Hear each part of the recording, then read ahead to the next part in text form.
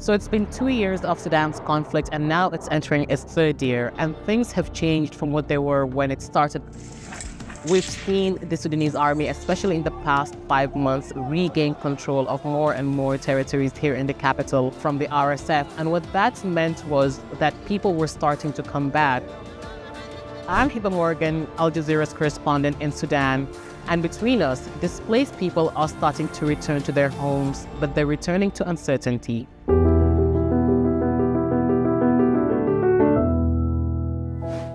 For many people, leaving was not easy. So many people had to find illegal, informal routes to be able to leave the cities that the RSF took over from and to try to find their way to other states.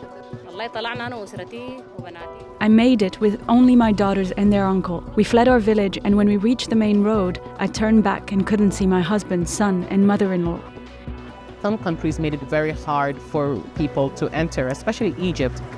Sometimes it could take up to 3 months for people to get visas to go to Egypt. Many people calculated the costs and realized that it's much easier for them to get on a pickup, pay a smuggler, and cross the desert into Egypt. It's not safe. People have lost their lives on these journeys. But it also goes to show the extent of their desperation. I left my own home on the 15th of April when I was going to work, and the conflicts found me on my way to work, just a few minutes away from the office, actually. And I went back once during a ceasefire period to gather some important documents for the rest of my family to be able to leave the country.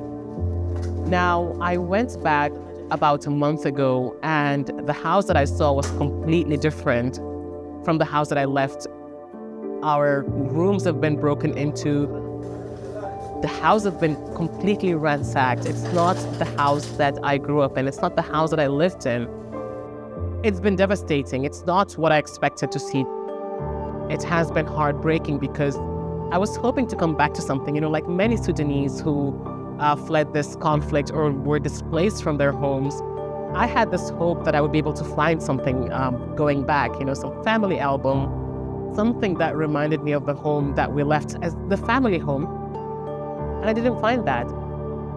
It's like taking a piece of your past, a piece of your life has been taken away completely, and we don't know how to get it back, to be honest. When this conflict started, we have seen how people have responded. One thing that we were already sure of was how resilient Sudanese were. But one thing we've also seen is how people have taken advantage of the situation, and it has been heartbreaking. People increasing rents for those who can't afford because they've been displaced and lost everything. People who've been hiking up market prices because they know that the need is high and therefore they can make profits.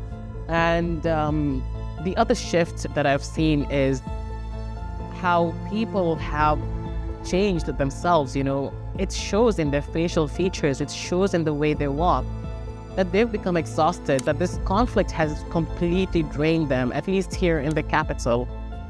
People have lost so much, I've talked about their homes, and I know we've talked about displacement over and over again, but there's an emotional toll to it. They don't know how they're going to resume their lives.